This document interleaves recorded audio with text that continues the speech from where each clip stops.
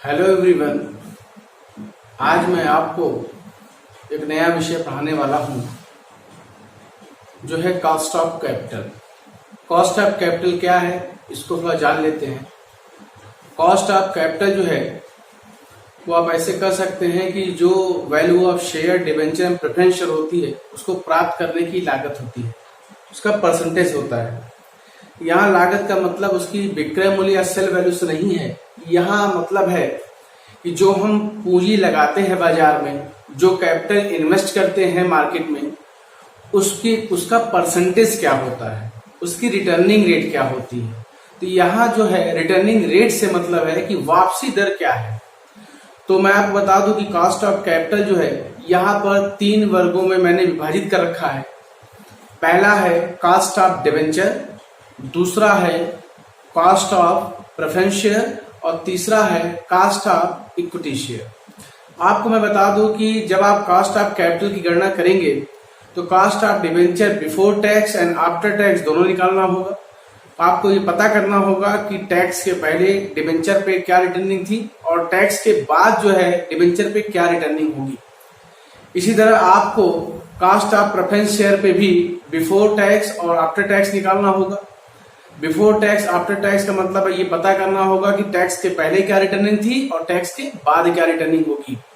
और cost of equity पे केवल आफ्टर टैक्स निकालना होगा, क्योंकि जो भी इक्विटी को मिलता है वह टैक्स कटने के बाद मिलता है, because equity share holder as a owner of the company. ये पहले ही बताया जा चुका है कि जो इक्विटी शेयर होल्डर हैं वो कंपनी के ऑनर माने जाते हैं, इसलिए जो भी उनको डिस्ट्रीब्यूट होगा वो सब कुछ डिस्ट्रीब्यूट करने के बाद भी होगा। मतलब सब कुछ डिस्ट्रीब्यूट हो जाने के बाद ही उनको मिलेगा। मीन्स सब कुछ का मतलब है इंटरेस्ट, प्रेफरेंस, डिविडेंड, टैक्स सब कुछ माइनस करने के बाद ही इक्विटी को मिलेगा। तो ये केवल आफ्टर टैक्स ही निकाला जाएगा, बिफोर टैक्स से आपको कोई लेना देना नहीं है। तो चलिए स्टार्ट करते हैं। बोर्ड पर ध्यान देंगे। पहले तो आपको कुछ कोटेशन में बता दूं, उस कोटेशन को देख लें तो आप आसानी से इसको समझ सकते हैं। मैं पूरा प्रयास करूंगा कि इसके 2 वीडियो बनाए जा सके। एक कॉस्ट ऑफ कैपिटल जो मैं आज आपको पढ़ा रहा हूं और दूसरा वेटेड कॉस्ट ऑफ कैपिटल जो अगले वीडियो में मैं कवर करूंगा। बोर्ड पर ध्यान दें। पहले मैंने कुछ लिख रखा है उसको ध्यान दें। यहाँ किसका क्या कॉन्सेप्ट है, क्या मतलब है। आई मीन्स यहाँ है इंटरेस्ट, एट मीन्स है फ्लोटिंग चार्जेस, बी मीन्स है ब्रोकेज चार्जेस, ओसी मीन्स है अदर चार्जेस, डी मीन्स है डिस्काउंट, पी आई मीन्स है premium on issue, P R means है premium on redemption and M means है number of years. S B मतलब है cell value, R D मतलब है redemption value. इतनी चीजें जाननी होंगी किसको क्या कहें, क्योंकि जो भी फॉर्मूला बनेगा वो कोड में होगा। क्लियर। तो चलिए स्टार्ट करते हैं। सबसे पहले आप बता दूं कि डिबेंचर को मैंने जो है 2 डिवीजन में रखा है। पहला डिवीजन जो है परपेचुअल है, दूसरा जो है वो है रिडीमेबल डिबेंचर्स। परपेचुअल डिबेंचर में क्या होता है कि इनका जो भुगतान होता है वो लाइफ टाइम में नहीं होता, कंपनी के लाइफ टाइम में नहीं होता। कंपनी के लाइफ टाइम में नहीं होने का मतलब है कि ये पैसा इन्वेस्ट कर देते हैं और तब तक कंपनी में बने रहते हैं जब तक कंपनी का लिक्विडेशन न हो जाए, डिसोल्यूशन न हो जाए, वाइंड अप न हो जाए, कंपनी बंद न हो जाए, तब तक ये उस पर जो है रिटर्निंग रेट लेते रहते हैं। और रिडीमेबल डिबेंचर जो होते हैं इनका समय निश्चित होता है। एक समय के बाद जो है इनका भुगतान करके कंपनी का पैसा वापस कर देती है, इनका फेस वैल्यू वापस कर देती है। चलिए स्टार्ट करते हैं।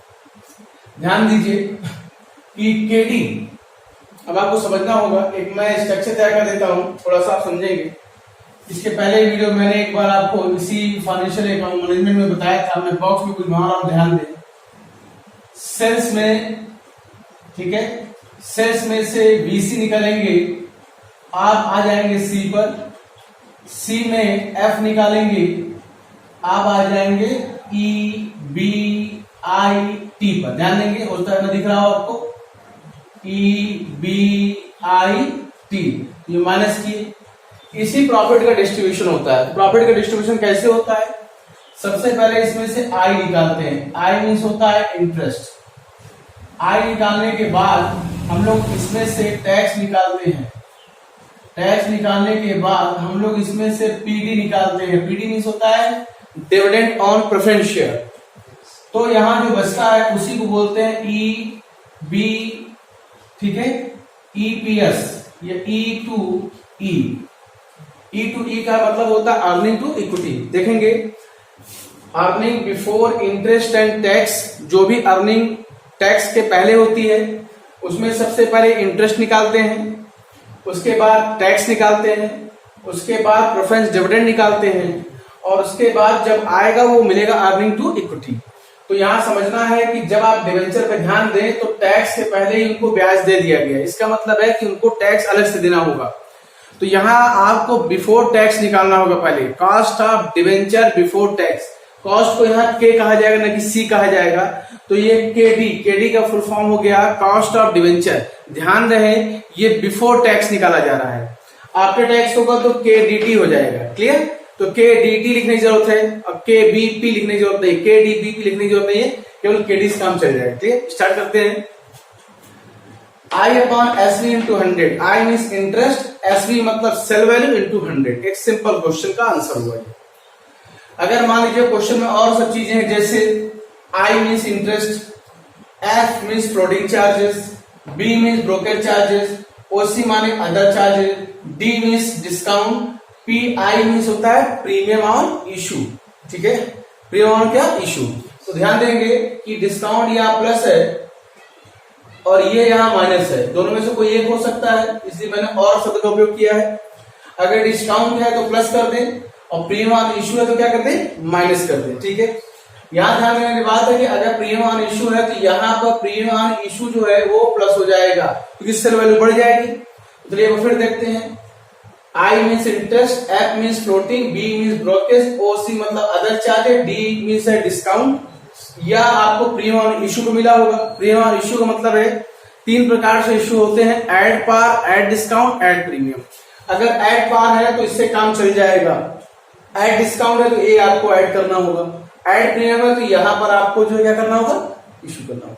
और ध्यान रखें अगर यहाँ पर पी आई प्लस है तो यहाँ डी क्या हो जाएगा? माइनस, जस्ट उल्टा। डी मीन्स डिस्काउंट, यहाँ डिस्काउंट प्लस होगा तो यहाँ माइनस, या प्रीमियम ऑन इशू माइनस होगा तो यहाँ प्लस। ध्यान देना कि इन दोनों पे विशेष ध्यान देना है, इन दोनों पे कि ये जो ऊपर उल्टे होंगे उसका अपोजिट नीचे होगा। डी हो गया डिस्काउंट प्लस तो नीचे क्या हो गया? माइनस। प्रीमियम ऑन इशू हो गया ऊपर प्लस, नीचे क्या हो गया? ऊपर हो गया माइनस, नीचे हो गया प्लस। इसको ध्यान दें। ठीक है, अगर इसी डिवेंचर का पेमेंट एक समय निश्चित समय के बाद होना है तो ये फॉर्मूला काम नहीं करेगा, थोड़ा सा बदलाव करेंगे। फिर से नीचे आ जाते हैं, देखें सेम पोजीशन है, interest, floating charges, brokerage charges, other charges minus discount. ठीक है, यहां पर ध्यान देंगे, यहां पर प्लस डिस्काउंट कर दें। ठीक है, plus discount minus P I, P I का फुल फॉर्म है प्रीमियम ऑन इशू। देखें सेम फॉर्मूला है, देखें ध्यान दीजिए। ठीक है, बस आपको करना क्या होगा? आई छोड़ के टोटल डिवाइड बाई एन करना होगा। एन मीन्स होता है नंबर ऑफ ईयर, ध्यान दीजिए। एन मीन्स क्या है? नंबर ऑफ ईयर, कितने सालों में पेमेंट आप करेंगे। आपने 10 साल रखा है कि 15 साल रखा है कि 20 साल रखा है कि 3 साल रखा है, तो यहाँ एन से डिवाइड करेंगे। क्लियर? एक बात और आप ध्यान देंगे, यहाँ मैंने एक नई चीज ऐड कर रखी, पी आर। पी आर का फुल फॉर्म है प्रीमियम ऑन रिडम्पशन। अगर मैंने नहीं लिखा, लिखा देखिए प्रीमियम ऑन रिडम्पशन, तो यहाँ पी आर भी प्लस हो गया है। क्लियर? अब आप क्या करेंगे, जो मैंने ऊपर बताया एस डी में क्या करेंगे? पी आई प्लस और डी क्या करते हैं? माइनस। वो काम यहां भी करेंगे। ठीक है, क्या करेंगे? पी आई होगा तो प्लस होगा, डी होगा तो क्या होगा? माइनस होगा। क्लियर? आरबी का मतलब होता है रिडेम्पशन वैल्यू। रिडेम्पशन वैल्यू जो है 2 ही प्रकार की होगी। रिडेम्पशन या तो ऐड पार करते हैं या तो ऐड प्रीमियम करते हैं। अगर ऐड पार करेंगे तो 100 का 100 लिख देंगे, ऐड प्रीमियम करेंगे तो जितना परसेंट आपको प्रीमियम पे देना है उसको ऐड करेंगे, जैसे 10% देना है। ठीक है, तो 100 का 10 कितना हुआ? 10 रुपए। तो यहाँ ध्यान देंगे, यहाँ मैं बना देता हूं आपके लिए, तो समझेंगे इसको। मैं बना देता हूं अलग से, ये देखिए एस वी, इसको ले लेते हैं ये।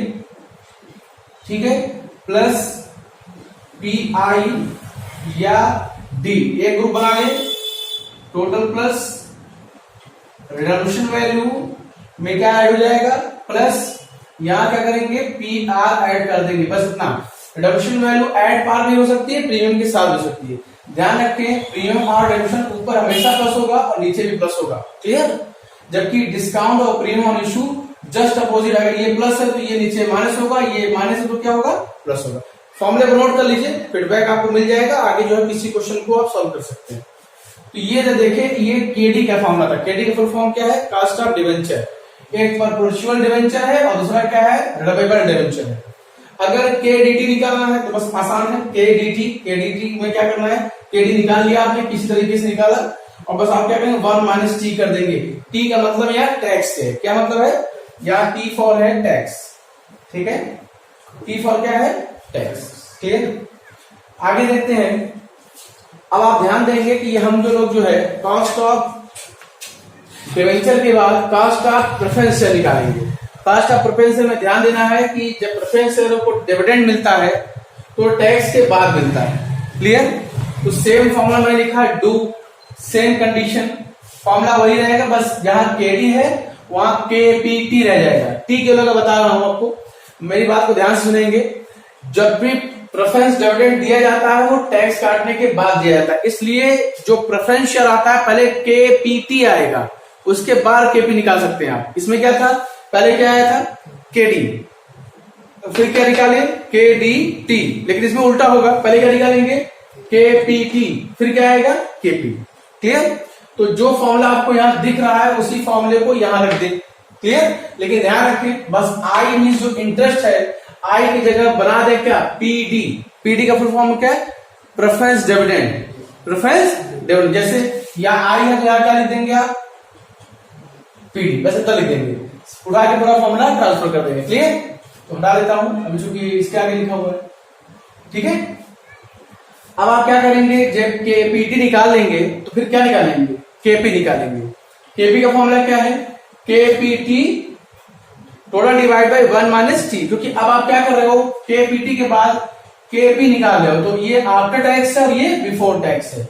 ठीक है, अगर आप ऐसे KPAT cost of preference share after tax, KPBT cost of preference share before tax. ठीक, इसमें भी लिख सकते हो। क्या लिख सकते हो? केडीपीटी मतलब cost of debenture before tax, KDT cost of debenture after tax, AT लिख सकते हो। ये आप अपने ऊपर डिपेंड करते हो कि आप उसका सिंबल क्या बनाते हो, एटी। क्लियर? जस्ट उल्टा ध्यान रखेंगे। फिर से मैं बता रहा हूं, यहाँ केडी के बाद केडीटी निकलता है, यहाँ केपीटी के बाद केपी निकलता है। ये आफ्टर टैक्स का फॉर्मूला है और ये बिफोर टैक्स का फॉर्मूला है। क्लियर? अब आखिरी पे आते हैं कास्ट ऑफ इक्विटी पर। कास्ट ऑफ इक्विटी पे दो फॉर्मूले आपके पास है, ई अपॉन पी इंटू 100। बस सिंपल है, E means earning, P means हो गया प्राइस, प्राइस जो है मार्केट वैल्यू से मतलब है यहाँ, इंटू 100, ई मीन्स अर्निंग। यह दूसरा formula EPS divide by MPS into 100। EPS का फुल फॉर्म क्या है? Earning per share. यहां पर देखिए, earning per share total market price पर शेयर इंटू 100। अब कहीं कहीं जहां ई है वहां पर आप लोग डी भी प्रयोग कर सकते हैं। डी मीन्स क्या होता है? डिविडेंड। ठीक है, बहुत आसान है, अगर आप समझना चाहेंगे तो समझ सकते हैं। कास्ट ऑफ डिवेंचर में बहुत छोटे छोटे 2-2, 3-3 लाइन जो क्वेश्चन आते हैं, और अगर आपको कोटेशन पता है तो आसानी से आप जो क्वेश्चन को सॉल्व कर सकते हैं। लेकिन आप ये ध्यान रखें कि इसको क्या कहा जाता है। सबसे ध्यान देने वाली बात जो मैं आपको फिर से बता दे रहा हूं कि जब भी आप यहां पर डिस्काउंट को प्लस करें तो नीचे सेल वैल्यू में माइनस कर दें, और डिस्काउंट में के बाद प्रीमियम ऑन इशू को माइनस करें तो यहां क्या कर दें? प्लस कर दें। ठीक है, क्योंकि सेल वैल्यू जो है प्रीमियम से बढ़ती है, डिस्काउंट से घटती है। क्लियर? और ये ध्यान रखना है, पीआर जो है यहाँ जो है प्रीमियम और रिडम्पशन प्लस जरूर है, लेकिन यहाँ रिडम्पशन वैल्यू में प्लस ही रहेगा क्योंकि रिडम्पशन वैल्यू ज्यादा हो जाती है। तो दोनों फॉर्मूले में अंतर ये है कि यहाँ पर इनका पेमेंट जो है जीवन में, कंपनी के जीवन में कभी नहीं होगा, और यहाँ पर प्रीमियम पेमेंट जो होता है निश्चित समय में हो जाता है, इसलिए यहाँ एन भी काम कर रहा है। और देखिए इसमें एन नहीं है। ध्यान से देखेंगे तो आपको फॉर्मूला समझ में आएगा। पहले फॉर्मूला को नोट डाउन करें, फॉर्मूले को ध्यान से देखें, समझे, आसानी से समझ में आ जाएगा। मैंने बहुत शॉर्ट तरीके से आपको समझाने का प्रयास किया है। किसी भी क्वेश्चन में इसको लगाएंगे तो आपको आंसर मिल जाएगा। उम्मीद है आपको आज का वीडियो पसंद आया होगा।